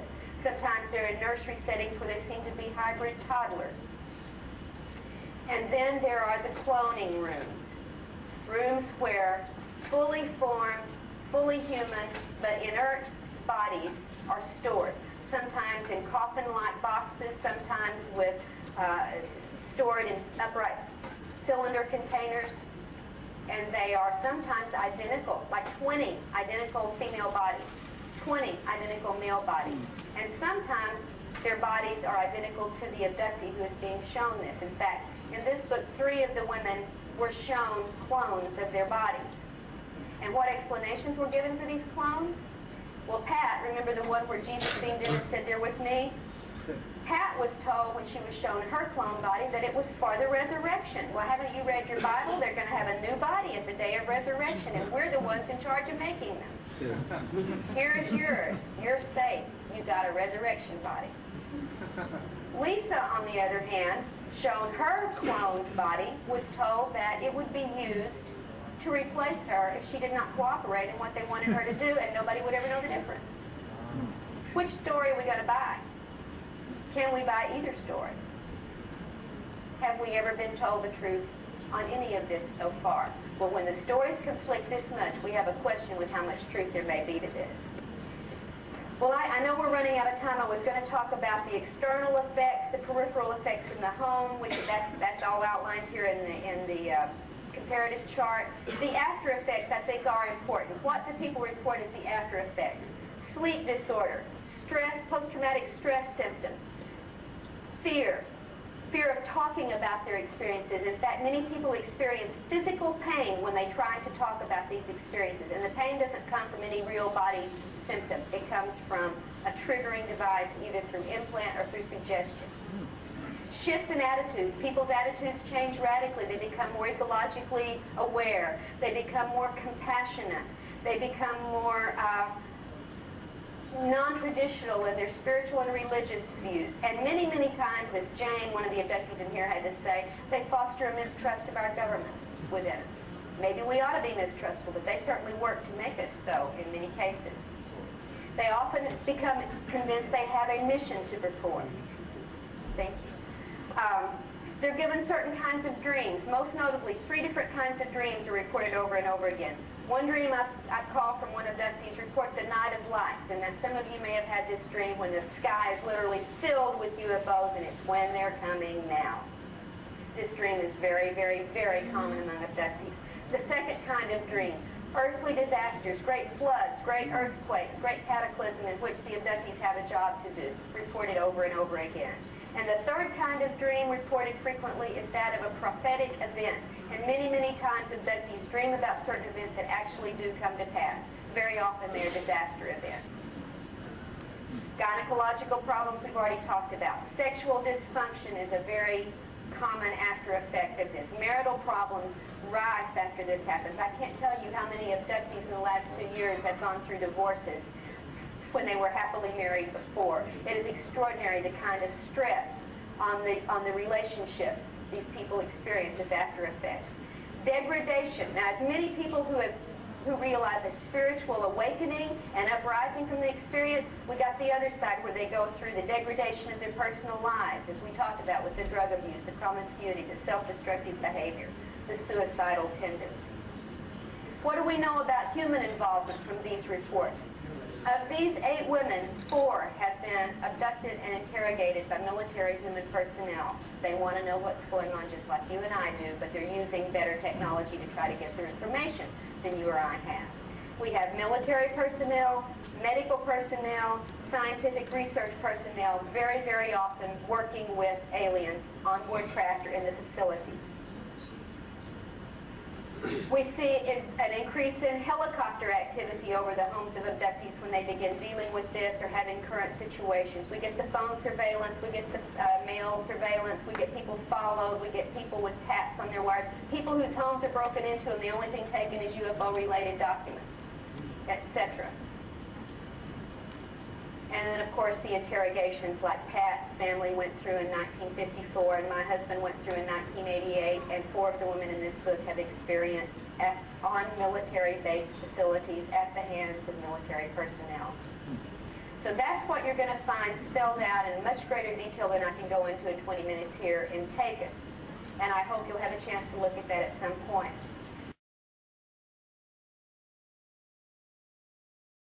The book that will be out next month is called Masquerade of Angels. Barbara and I have been working on this for a couple of years now, and it's an ongoing research project. This involves Ted Rice, a man who was born in Alabama, who was born to a very ordinary family. He was a rural cotton patch kid. He grew up in the cotton patch farm area of northern Alabama.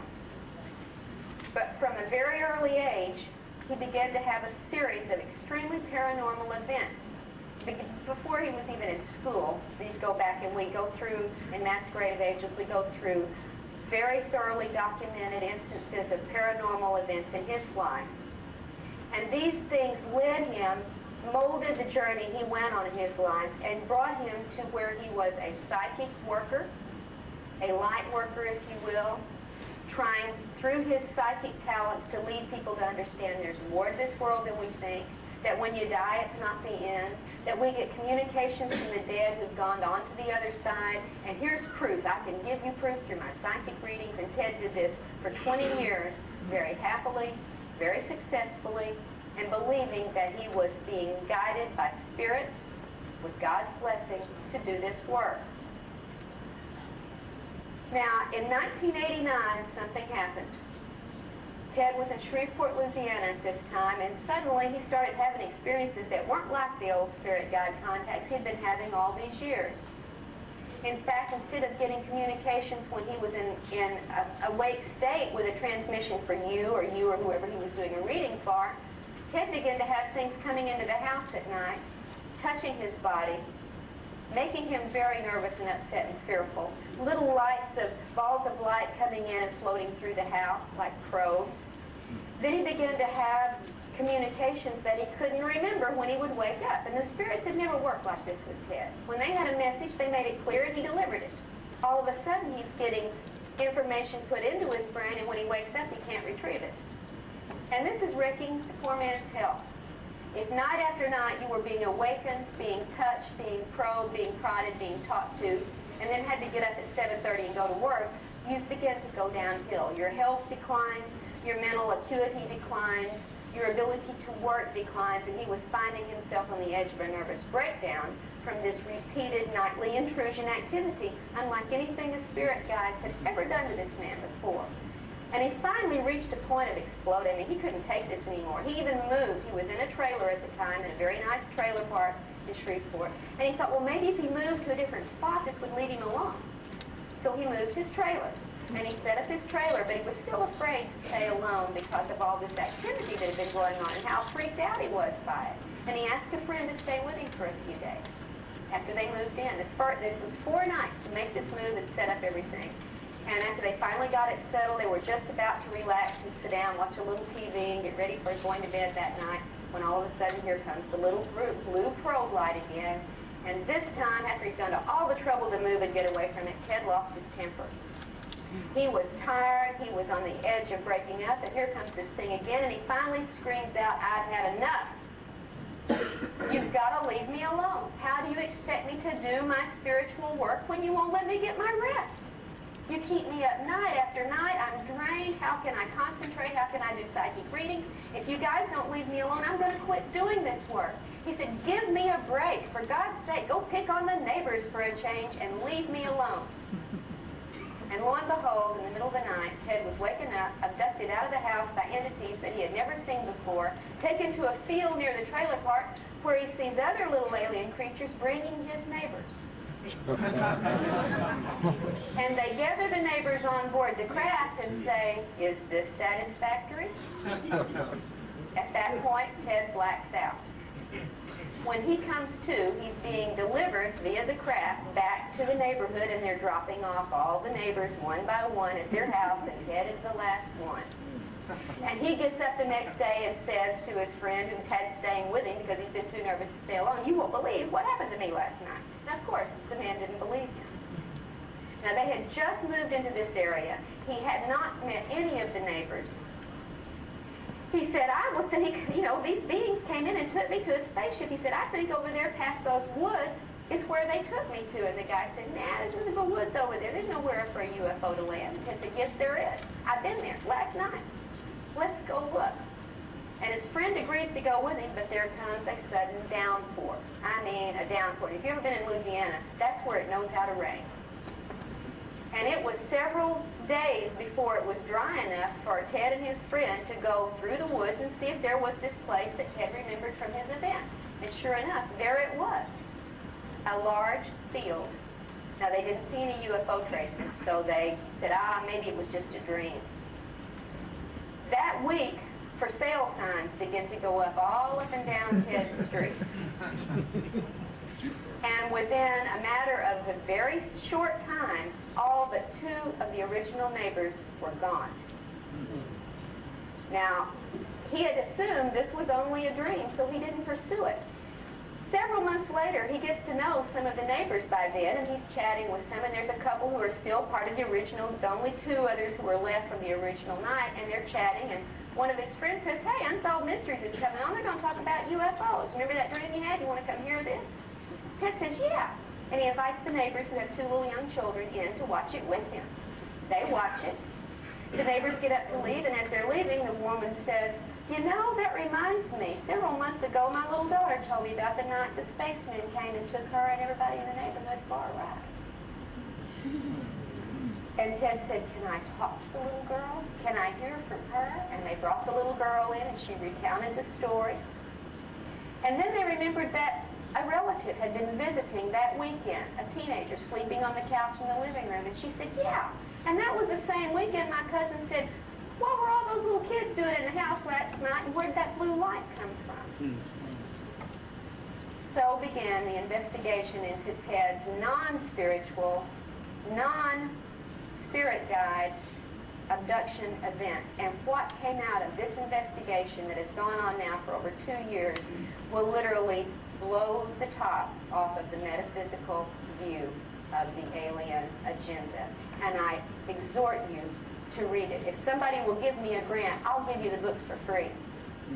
I think it's that important that you read what we have discovered about what goes on with this agenda, what they're doing with the black box, what they're doing with the cloning, and what they're doing with our souls. and I mean our souls. And I think we're going to find out that we have never yet fully understood what this soul energy is all about.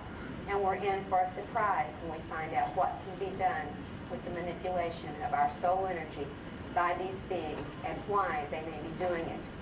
And of course, since I do hope you'll look at the book, and I only have 2 minutes left before we go to question and answer, I cannot go into all of the details. I don't mean to be a tease, but this is a story that would take a week to tell you. But I'll tell you, it starts with one of the New Age prime stars and takes you on a journey that's going to turn you 180 degrees around on what you think is going on with these spirits, these aliens, and this masquerade of angels that so many of us, with our good hearts and our good love, have accepted at face value. And my message to you is nothing at face value. They can deceive, they can use illusion, they can control how you respond, what you see, what you feel, and what you remember. And if you're going to take any of it at face value, I got a bridge I want to sell you. And I thank you, and I'll be happy to take questions and answers at this point.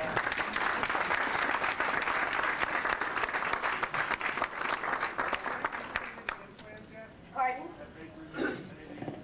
Yes, several implants have been removed from various people. I know one person's was tested and found to be an unusual mix of a silicon substance, unidentified. Daryl Sims down in Houston with the Houston UFO Network has collected several implants that are being tested. So far, none of them have been positively identified. What we find with a lot of these artifacts is that, yes, they get tested, and the results tell us what they're not, but they don't tell us what they are.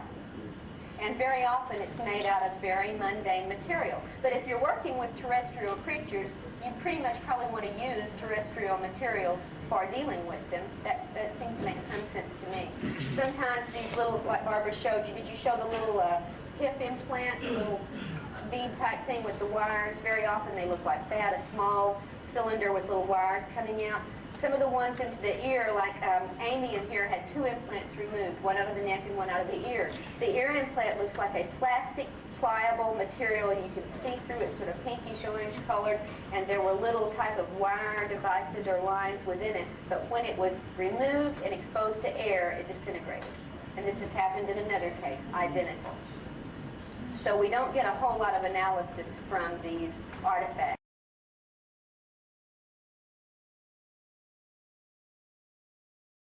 They're proved to be mundane material, or they mysteriously vanish. The slag, for instance, that's left often after a UFO landing, there will be metallic slags left. We've done some testing, and other people have done testing on those. They always prove to be very mundane material. In one case, I tested it with Angie, who has had cattle mutilations and landing trace burns that where things wouldn't grow for a couple of years on the ground among her abduction experiences. The bubbly slag stuff proved to be industrial-grade aluminum, just like you'd find if you melted a tin can. So we don't learn a lot from the artifacts. Any other questions? Yes? I'm just curious, can aliens reverse death? Reverse death? I mean, we've heard about their healing powers. Can they bring back people from the dead? Yeah, it's just back in the cases. Not that I'm aware of, no. They can reproduce the body through cloning, however. And then it looks like the person's back from the dead. Now, whether there's a soul in there or not, something we might want to talk about. Yes, sir. I would like to insert something here. Well, I'm supposed to. The implants. Yes, sir. Because it's been reported to be by some of the radiologists that they're using X-ray on the implants rather than try to cut them out. Right. And it's been very successful because the X-ray explodes some of the contents of these implants. So if you can get a radiologist to cooperate with it, it's better sometimes than surgery trying to get that. Well, yeah, surgery. So I thought I would like to report that while we were on this. Right. We know of some people who have implants like so close to the optic nerve that they can't be removed without blinding the person. Sometimes in inoperable parts of the brain, they show up on an MRI or other kinds of scans, but they're in places you can't get to without killing the person. Sometimes they are removable in other parts of the body, but even when we get them out, we don't know what they do. Analysis doesn't tell us. So it's sort of a moot question at this point. What are the implants doing? Yes, ma'am. In the 50s, November 56, my sister and I were mesmerized by this movie. It was basically an implant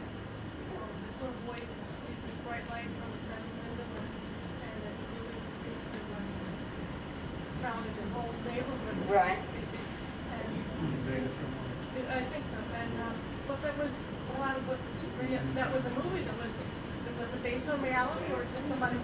Well, implanting was going on before the movie, so maybe it was based on reports that are based on information that the public needed to know about in a very non-threatening way, so they put it into a fictionalized account. That's often been done with they put it in movies, they put it in advertising. Anybody remember the last few months, the stovetop stuffing commercial?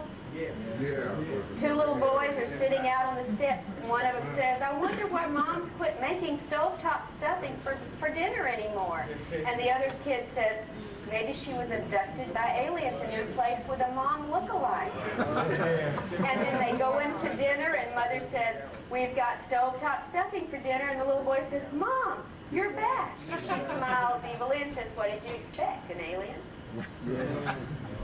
Yeah, we get the information out in a number of non-threatening ways. Yes, sir. Dr. Turner, do you think that if the government, because of their involvement with UFOs, maybe if they had let the general public know as early as 1947 after the Roswell crash, that maybe the public that might be more prepared or, prone to believing? Certainly that seems logical to me, to prepare people early for something that important, but the government's never been logical in its life. Right. Their idea is you keep a lid on it till you have control of it, and unfortunately they couldn't get control on it. So we're left with the lid, and the lid is a whole lot looser and a whole lot heavier now than it used to be. I think one of the things we have to really work on, since they're not going to do it directly, is us educating each other. What can people do about this phenomenon? The first thing they can do is wake up and do their homework. Read the material that's out there. Connect with the people who are doing the research and having the experiences. Educate yourself first. Educate your family second. And then take it to the streets and educate your community, because you cannot go and demand official recognition or response or action until there is an outcry at a strong enough level that these people are scared enough for their jobs that they're going to respond to you. Just like in any other political situation, if you want action, you've got to bring pressure, and you can't bring pressure till you've got information. Yes, sir? Is that going to make a difference, though? Is that going to stop anything, make any changes? We don't know. We don't know, but by golly, we got to try everything we can. And I think one of the things we could try on the individual level is to raise our awareness through education to a point where we internalize a strong and constant and steady resistance to all things negative. And you got to recognize something's negative before you get that resistance. All right? So that's where you start. You educate yourself to the facts, and then you decide which ones you want to support and which ones you want to resist, and you make that internal. And you say, "But I can't resist. They paralyze me when they come in and take me." Yes, they do, but they don't paralyze your mind. And if you can work to have a constant, vigilant, resistant awareness, you can blast them. We have had people who have hurt them by imagining a bomb going off in their faces. They can't move, but they can think a bomb exploding in their faces. We also need to learn to fight in our dreams, because much of the contact they do is internal, and it happens during our dream phase. When they come in and give us virtual reality dreams, start fighting in the dream. That's where we start, is with resistance. And that's right now all we got to offer. But we need a response from our government. If we've collected in the private community this much information, my God, think of how much information the governments of this planet have collected with their equipment and their surveillance. And this, above all, is where we need to share an effort. Yes, sir? Have you noticed a pattern of compulsive disorders? Absolutely. The compulsions and obsessions reported by abductees are phenomenally common and phenomenally illogical. Yes, and this seems to be one of those after effects, as much as the sexual dysfunction or the sleep disorder or any of the rest of it. Yes, compulsions that elicit certain very strong, damaging emotions, and there is at least one group of these beings who literally harvest the emotional energy. Barbara has called them emotional vampires. I think it's a good term. And they will do what it takes to elicit that kind of emotion in your life so they can feed off of it, or they can harvest it. And one of the things we have to learn to do is recognize how they manipulate us so we don't do it. We don't want to give them that. The one emotion they do not like from us is anger directed at them. That's the one they don't want. That's the one we should give them.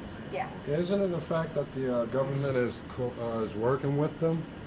Well, we get report after report of government and human, military, research, scientists, and so on working in facilities with aliens. But we don't know if they're working voluntarily or if they're under coercion. Right. We don't know because we're not let in on what the government already knows. If they're working with them and cooperating with them, why in the heck are they taking all these abductees and asking us what we know about it? Right. You don't have to ask what your allies are doing. They're your allies. So we don't know what that's... I'm just telling you what people report. And the number one thing you've got to always remember is that abductees report alien-controlled information because our perceptions are under control. We've got to not take it at face value. There are ways, through hypnosis and through other methods, where you can probe under these screens, under these illusions. But it's not easy, and it takes a lot of work, and it takes some expertise. So we don't know if they're under coercion to do it, if it's voluntary. But yes, it is reported very frequently. Yes, sir. I was wondering, are there many instances where abductees actually don't know whether it's abducted or not, but have had dreams? Yes, there are. They feel that something strange is happening. Yes. They don't quite know what it is, don't know how to explain it. Absolutely. In fact, most abductees have had it since childhood. Sometimes it only starts to surface through dreams. It stays suppressed until it's triggered.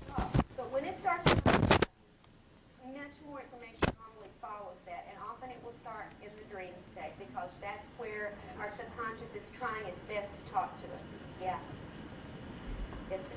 Yeah, you mentioned something about the black helicopters, black unmarked helicopters. Right. I had read that as early as '84 about the black helicopters that seem to be tailing UFO abductees and UFO researchers that had gotten too close to the truth.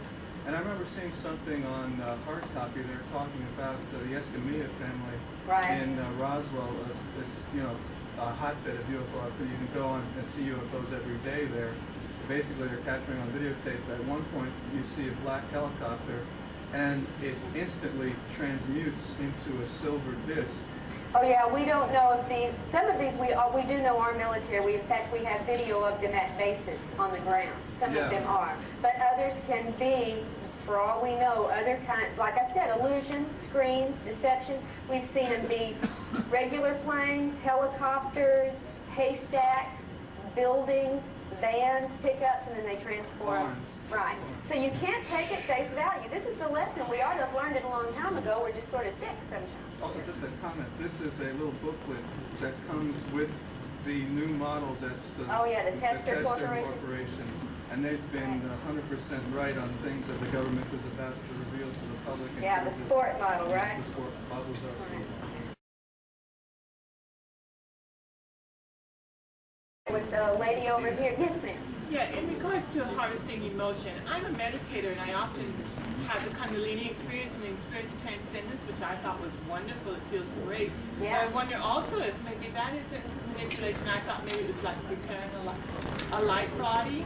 And also, I'd like you to comment on that, and also the theory that we're going from a 2-strand DNA to a 12-strand DNA. Well, I am not equipped to comment on the DNA. I'm not into that end of the research, nor do I have the expertise to study it if I wanted to. I pretty much, got my skills, and then I don't have certain others.